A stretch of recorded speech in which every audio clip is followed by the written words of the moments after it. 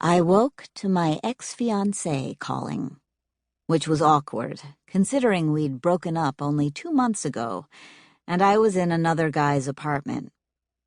Even more awkward when that guy wasn't the one I was currently dating. In my defense, I was on the couch.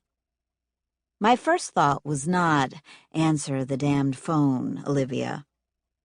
It was of a letter from my father, read right before I went to sleep, which had not been conducive to good dreams, and had left me in no mood to talk to James Morgan. I reached for my phone and hit ignore. A moment later, a shadow loomed over me. Gabriel picked up my phone.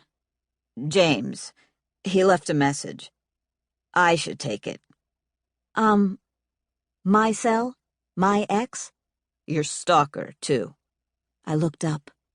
Gabriel is at least 6'4" and knows how to use his size to his advantage, hence the looming. When I nodded, he listened to the message as I tried very hard to push aside thoughts of James and the roller coaster ride that began when I found out my real parents were convicted serial killers. The ride had ultimately landed me here, sleeping in the apartment of one of Chicago's most notorious defense attorneys, my lawyer, my boss, and though I'd never dare say it in front of him, my friend. Gabriel Walsh doesn't have friends. He has resources, people who can be exploited and used. I'd like to think I'm an exception, but I don't push my luck. "James heard about last night," Gabriel said after listening to the message. The car crash? "Yes, but I believe he's more concerned about the crazed killer who caused the crash and held you at gunpoint." Oh, that. A minor point, but it seems to bother him. Unreasonably so. Agreed. Coffee? I rose and started for the kitchen. "I'll make it. You were in that accident too, and hurt a lot worse than me. You should be resting." He moved into my path and waved me back.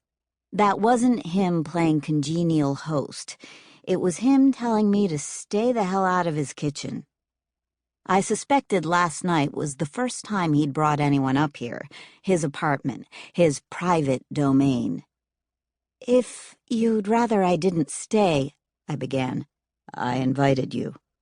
"After sustaining a head injury, which means you aren't responsible for anything you said last night, except for the part where you forgave me for wrecking your car. You were run off the road." "I still feel bad. It was a nice car." I paused. "I'm also sorry about almost getting you killed." She says, as an afterthought. "It was a really nice car." He shook his head and went into the kitchen. I followed as far as the doorway. "You'll need to let James know you're all right," Gabriel said. "I would suggest a text message. Tell him—" "I can write my own texts." "Yes, but this must be handled with care. While I'd prefer you didn't engage him at all, if you don't tell him you're fine, he has an excuse to keep hounding you. Yet, if you give any indication you're opening the door to conversation, he has reason to keep hounding you." I had to agree. Gabriel dictated a message. I did tweak his wording. Gabriel's language choices can be very precise, and James couldn't suspect the text had come from him. He seemed to think Gabriel had a Svengali sway over me, which showed that my former fiancé didn't know me nearly as well as I'd thought he did.